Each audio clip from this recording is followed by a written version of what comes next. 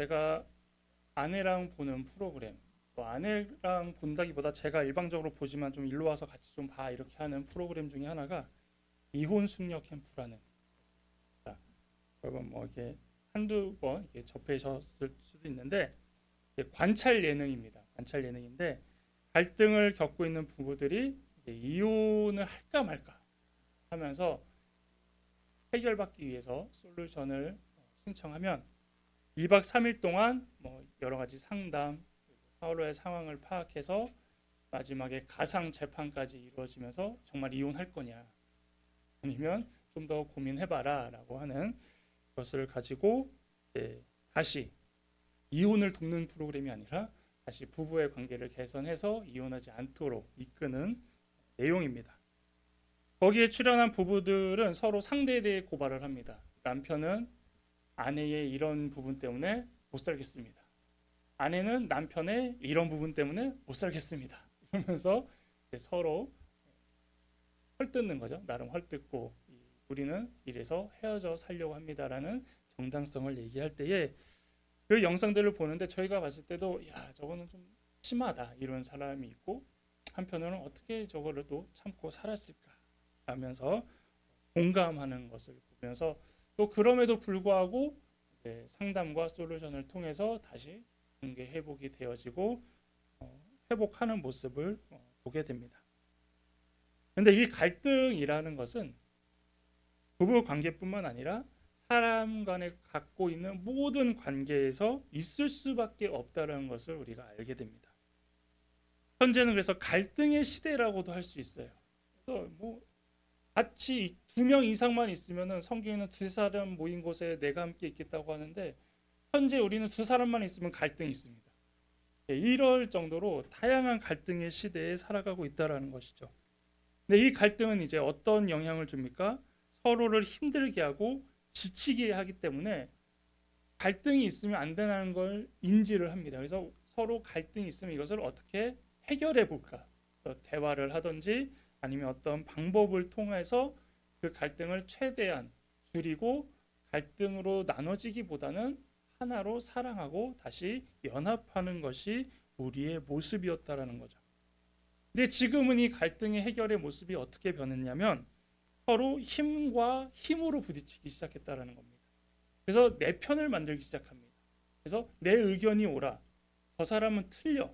이러면서 내 의견이 옳다는 사람의 세력을 불리고 상대방도 상대방의 의견이 옳다라는 세력이 붙으면서 결국 이 힘과 힘이 부딪히는 것이 현재 갈등의 해결의 모습이 되어버렸고 그 가운데 이제 힘이 더 큰 쪽의 의견이 앞서면 사그라지는 모습으로 이 갈등이 해결되는 모습이 되었다라는 것이죠. 그래서 지금 갈등의 시대에도 결국 목소리 큰 사람이 이기고 세력이 큰 사람이 우세한 모습으로 이 갈등들이 조금씩 해결이라고 표현하기보다는 그렇게 나타나고 있습니다. 근데 이 안타까운 건 이 모습이 이제 교회 안으로도 침투해 들어왔다라는 거고 이 갈등이 교회 안에서도 자유롭지 못하게 되었고 교회가 다툼과 분열의 장소가 되어 있다는 것입니다. 원래 교회는 갈등과 가장 거리가 멀어야 합니다. 왜냐하면 예수님께서도 이 땅에 화목과 화평을 위해 오셨기 때문입니다. 에베소서 2장 14절에 그는 우리의 화평이신지라 불로 하나를 만드사 원수된 것 곧 중간에 막힌 담을 자기 육체로 하시고 아멘. 여기서 둘은 유대인과 이방인을 가르치고 하나는 화해와 일치, 동일성을 의미합니다. 그러니까 당시에도 갈등이 있었다라는 거예요. 표면적으로 유대인과 이방인들이 계속 하나님을 믿는다고 하면서 그런 갈등 속에 있었지만 결국 하나가 될 수 있다. 예수 그리스도의 이름으로 하나가 될 수 있다는 것을 의미하는 것이었습니다. 실제로 성전의 구조 여러분 한 번씩 그림 다 봤죠? 거기 보면은 구역들이 다 있는데 뭐가 있냐면 이방인의 뜰, 유대인의 뜰, 여인의 뜰이라는 장소들이 다 있다라는 걸 알 수 있습니다. 그것이 무엇을 의미한 겁니까? 그것이 구분 지었다는 것이고 그게 결국 갈등을 만드는 요소가 되었다라는 것이죠. 하지만 예수님께서는 십자가의 사역을 통하여서 유대인과 이방인들의 이 영적인 구분을 완전히 제거해 버리셨다라는 것입니다. 그래서 이 세상에서는 구분되고 나뉘어 있더라도 교회 안에선, 특히 하나님 안에서는 우리가 하나다, 우리는 일치할 수 있다라는 것을 알려주셨습니다. 그리고 이 모습이 이제 교회 밖에서는 확장되어서 가정과 직장, 사회에서도 다양한 대립이 있을 때 언제나 교회들이 앞장서서 중재하고 완화하는 역할을 그동안 해왔다라는 것이죠. 하지만 지금은 어떻습니까? 몇몇 교회는 말로는 화합과 일치를 이야기하고 있지만 도리어 세상의 갈등을 조장하는 모습이 드러나고 있습니다. 또한 이러한 모습을 지적하고 갈등을 완화하려고 의견을 내면 행하지 않은 신앙은 헛된 것이라면서 도리어 자신들의 의견에 따르지 않으면 그것도 잘못된 믿음이라고 표현합니다. 그래서 신앙과 믿음까지도 비하하는 모습이 현재 모습이라는 것이죠. 그렇다면 우리 주님께서는 갈등의 시대에 우리가 어떻게 살아가기를 원하실까요? 하나님의 뜻을 이루기 위하여 화목하라고 말씀하십니다. 오늘 본문 18절에 모든 것이 하나님께로서 났으며 그가 그리스도로 말미암아 우리를 자기와 화목하게 하시고 또 우리에게 화목하게 하는 직분을 주셨으니 아멘. 이 구절을 이해하기 전에 한 가지 전제되는 것은 바로 이 앞에 있는 17절을 봐야 됩니다. 17절은 그런즉 누구든지 그리스도 안에 있으면 새로운 피조물이라 이전 것은 지나갔으니 보라 새 것이 되었다. 많이 들어보던 말씀이 바로 앞에 나옵니다. 예수 그리스도를 통하여 그리스도의 죽음과 부활에 동참했던 이 사람들, 즉 우리는 새로운 피조물이 됐죠. 또한 새로운 피조물은 물질적 변화나 또 다른 창조가 아닌 바로 우리의 영적인 변화를 의미하는 것입니다. 그래서 예수를 믿음으로 거듭남으로 우리 자체가 새로운 피조물이 된다는 것이죠. 그래서 이렇게 새로운 피조물이 된 인간은 모든 것이 하나님의 주권과 하나님의 활동으로부터 나오는 결과임을 인정하게 됩니다. 또 우리를 새롭게 하신 분, 우리를 구원하신 분은 오직 주님이십니다. 하나님이 하셨습니다라는 고백을 하게 되는 것이죠. 그렇다면 그 증거가 무엇이냐? 그 증거가 바로 이제 18절. 하나님이 우리와 화목하게 되었다는 것입니다. 즉, 우리가 하나님과 화목하게 됐다는 겁니까? 반대로 얘기하면 하나님과 갈등이 있었다는 거죠. 하나님의 갈등은 무엇입니까? 우리가 어떻게 하나님과 갈등을 맺을 수 있었나요? 바로 원수되었던 상황, 원수의 관계, 죄인의 관계로 우리가 살아왔는데 새로운 피조물이 되면서 이제는 화목하게 된 다시 하나님과 인간의 처음 상태로 회복되는 것으로 표현할 수 있는 것입니다. 또 죄인인 우리가 예수 그리스도의 십자가를 통하여 하나님의 진노가 이제 본래 가지고 계셨던 사랑의 관계로 들어올 수 있는 것이고 그것을 통하여 이제 우리가 의인이다, 의롭다라고 칭함을 받을 수 있는 것이죠. 이렇게 볼 때 우리가 하나님과 화목하게 되는 그 가운데 그 주도권은 하나님께 있다라는 것을 인정합니다. 대부분 우리가 갈등을 조정할 때 어떤 생각을 하냐면 양보해야 된다고. 왜냐하면 우리가 서로 하나 되려고 하면 힘으로 이기기는 서로 주장이 맞닿으니까 갈등이 생기는 거 아닙니까? 그러면 이것을 하나로 하려고 그러면은 양보를 해야 된다고 그래요. 그래서 내 것을 좀 낮춰서 그래 거기 좀 맞춰주자. 또 내가 이 정도 맞춰줬으니까 상대방도 좀 맞춰줘야 되지 않냐 해서 이렇게 서로 양보를 해야 된다라고 우리가 생각할 때가 참 많이 있다라는 거죠. 그런데 하나님과 우리가 화목하면서 나아갈 때는 바로 이렇게 하나님과 타협할 위치가 아니라는 겁니다. 도리어 무지하고 무능했기에 하나님께서 일방적인 은혜를 주시고 중보자 예수님이 계심으로 인하여서 의로우신 하나님과 죄인인 인간의 관계가 화목하게 이루어진다는 것입니다. 그리고 하나님께서는 이렇게 자신과 화목하게 되는 것으로 끝나지 않으시고 이제 그 화목함을 회복한 자들을 통하여서 세상에서도 그 화목해 하는 직분을 감당하라고 말씀하시는 겁니다.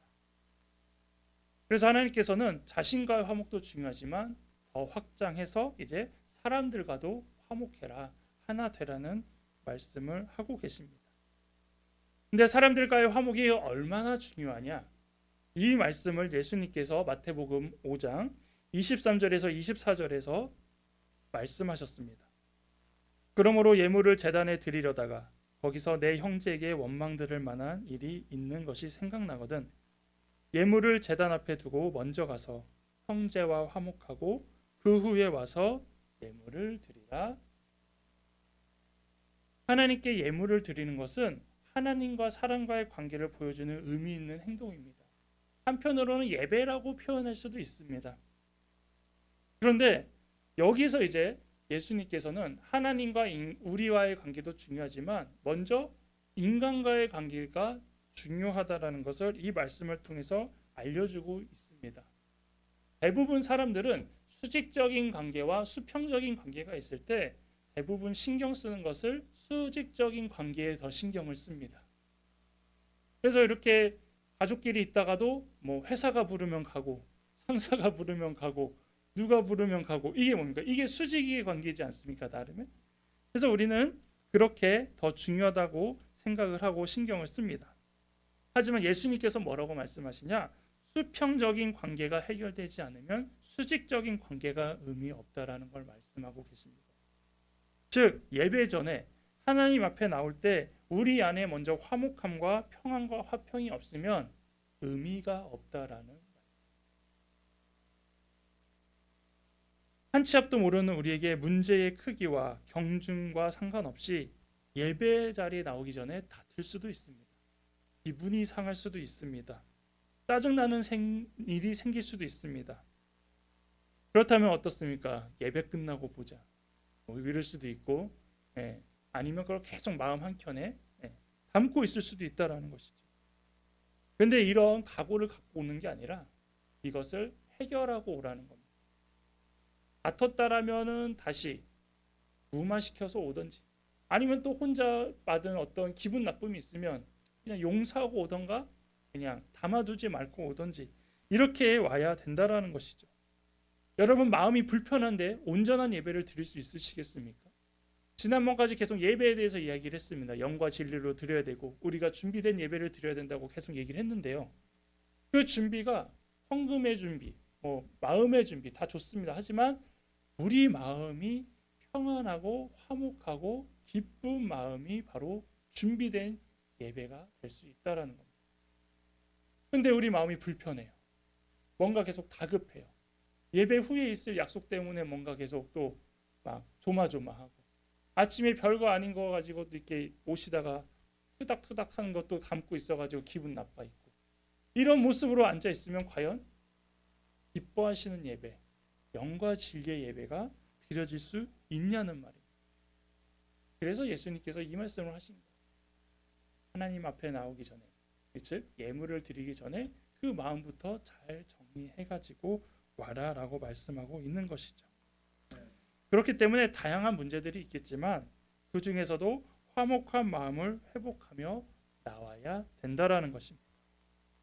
그런데 이게 우리 마음대로 되면 우리는 항상 영과 진리로 거룩한 예배를 드릴 수 있겠죠. 근데 그게 잘 안 돼요. 왜 그럴까요? 바로 그것을 방해하는 사탄이 우리 주위에 있기 때문이죠. 예배를 온전히 드리고자 하면은 가장 싫어하는 존재가 누굽니까? 사탄이죠. 하나님을 최대한 못 믿게 하고 힘들게 하는 게 사탄이지 않습니까? 그러니까 우리에게 하나님의 역사가 임하여 놀라운 복과 은혜가 임할 때 사탄이 하는 일은 하나님의 뜻을 꺾을 수는 없습니다. 하나님이 부어주시는 은혜를 사탄이 막을 수 없다라는 거예요. 하나님이 주시는 능력을 사탄이 막을 수 없다라는 거예요. 그러면 사탄은 누구를 방해합니까? 하나님의 역사가 아닌 바로 그 일을 받으려고 하는 우리에게 임해서 그것을 못 받게 하는 위치에 있다는 겁니다. 사탄은 참 어렵지 않게 방해를 합니다. 그 방해의 방법은 바로 갈등의 씨앗을 하나 툭 던지는 것입니다. 그러면 그 씨앗으로 인해서 우리는 성내고 분노하고 갈등을 일으키고 나뉘게 된다라는 겁니다. 셰익스피어의 4대 비극 중 하나인 오셀로에는 배신과 질투의 희곡이라고는 별명이 붙어 있습니다. 양심을 품은 부하 이아고는 오셀로에게 아내 데스데모나가 다른 남자와 불륜을 저질렀다는 거짓말로 의심의 씨앗을 뿌립니다. 결국 오셀로는 의혹과 질투에 사로잡혀서 사랑하는 아내를 살해하고 자신도 목숨을 끊는 비극을 맞이하는 이야기입니다. 지금도 사탄은 이러한 방법을 통해서 우리에게 수많은 관계 사이에 갈등의 씨앗을 부리고 있다는 겁니다. 또 우리 안에 가장 큰 갈등이 뭐냐? 의심. 이것이 가장 많이 있다는 거죠. 지금도 사람들도 이 전략에 당하지 않기 위해서 하는 게 팩트 체크를 하는 걸 합니다. 요즘에 일명 사이버 레카라든지 유튜브들을 통해서 막 음모론 이런 거 얘기하고 어떤 사람에 대한 치부를 얘기하면서 이런 단점이 있어요. 이 사람 이런 사람이라고 하면서 계속 약한 부분을 공격하게 만들잖아요. 그러면서 이제 예전에는 그런 거에 대해서 확인할 방법이 없었지만 지금은 팩트 체크한다 해서 뉴스 같은 경우도 다 그렇게 이제 정확히 하지 않습니까? 그런데 사탄의 계략은 의미가 없다라는 거예요. 여러분 팩트 체크한다고 해서 또 다 사실이던가요? 네, 분명한 한계가 나타나고 있다라는 겁니다.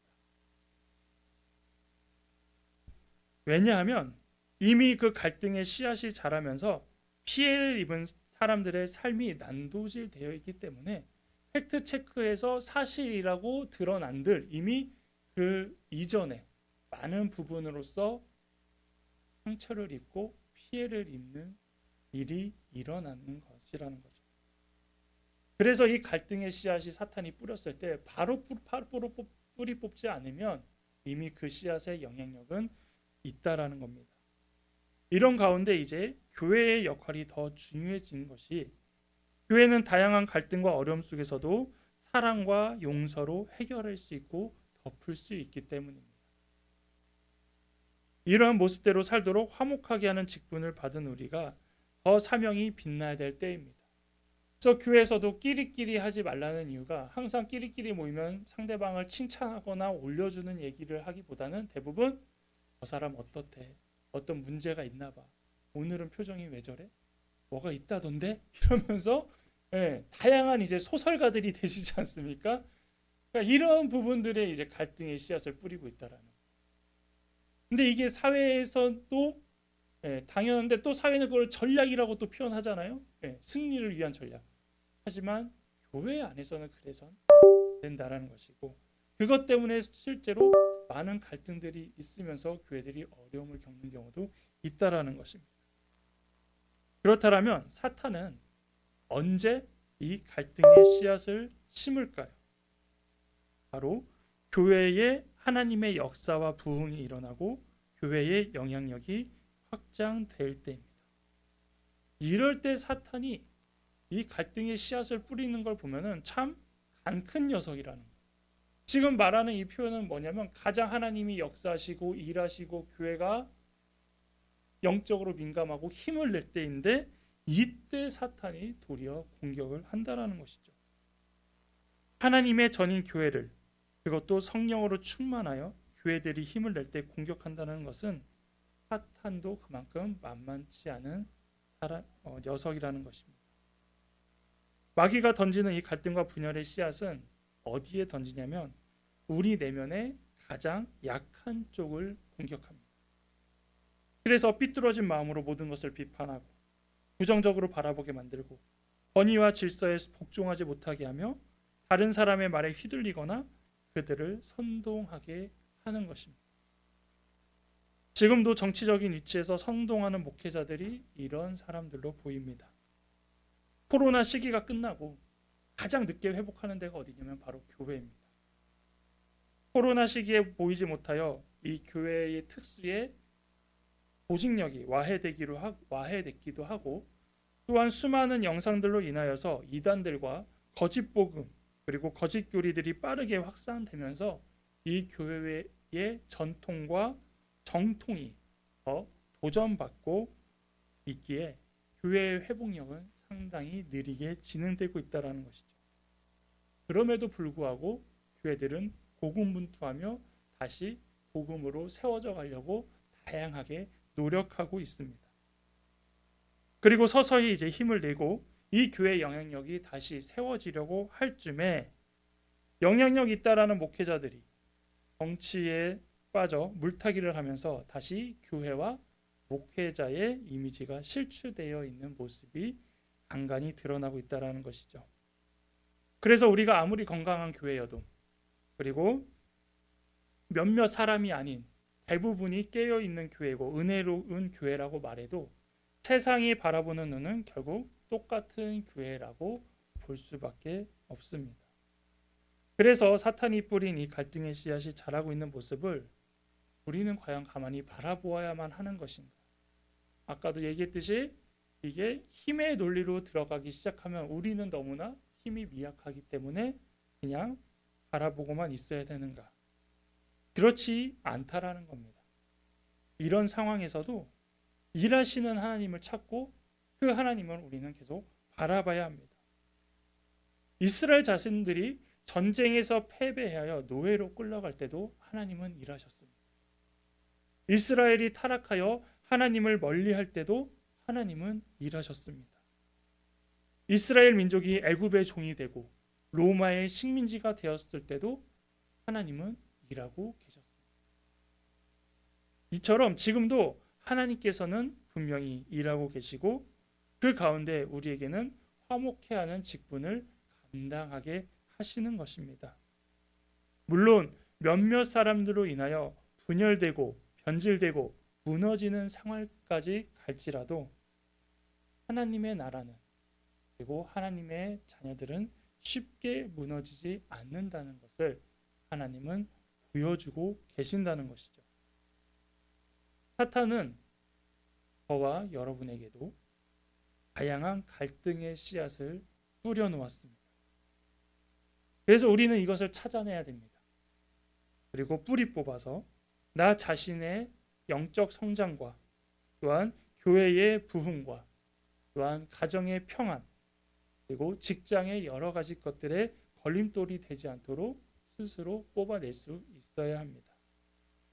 사탄이 나에게는 씨앗이 안 뿌릴 것이야. 저 사람에게 뿌렸기 때문에 저 사람 때문에 갈등이 오는 거야 라고 생각하시면 절대 안 됩니다. 지금 여러분의 가장 약한 부분에 이미 씨앗은 자라고 있을 겁니다. 그리고 그것이 점점 자라면 그것으로 인해서 우리가 여러분 상대방에게 갈등을 일으키는 요소로 나타날 수 있다라는 것이죠. 지금은 서로 관계가 좋고 또한 아직까지는 그 씨앗이 힘을 쓰지 못해서 드러나지 않지만 갈등의 씨앗을 방치해 놓는다면 언젠가는 여러분들을 무너뜨리기에 충분한 모습으로 자랄 겁니다. 그래서 이것을 발견하고 해결하는 방법이 20절입니다. 그러므로 우리가 그리스도를 대신하여 사신이 되어 하나님이 우리를 통하여 너희를 권면하시는 것 같이 그리스도를 대신하여 간청하노니 너희는 하나님과 화목하라. 아멘. 즉 복음을 받아들인 우리가 언제나 하나님과의 화목함을 놓치면 안 된다는 것. 이 갈등의 씨앗이 언제 자라냐? 우리가 화목함을 놓쳤을 때부터 이제 성장하는 것입니다. 근데 우리가 하나님과 화목한 관계라면 이 씨앗이 더 이상 자랄 수가 없다라는 것이죠. 지금 온 세상이 다양한 모습으로 다투는 이유는 자신이 원하는 방법과 생각으로 세상이 돌아가기 원하기 때문입니다. 그러나 이러한 모습은 희망사항일 뿐 결코 쉽지 않다라는 것이죠. 그리고 그런 욕심을 부리고 주장만 할수록 그 갈등은 깊어만 질 뿐입니다. 그래서 하나님께서는 복음을 통하여 갈등을 해결하는 법을 보여주시고 알려주신 것입니다. 그리고 우리에게 갈등이 있는 곳에 도리어 평안과 화평을 전하는 직분을 감당케 하신 것이죠. 우리가 그리스도의 피로 새 사람이 된 복된 사람들로서 사탄이 뿌려놓은 갈등의 씨앗에 아랑곳하지 않고 복된 소식을 통하여 화평과 평안을 전하는 화목하게 하는 직분을 감당하는 사명자로 여러분 살아가시기를 주님의 이름으로 응원합니다.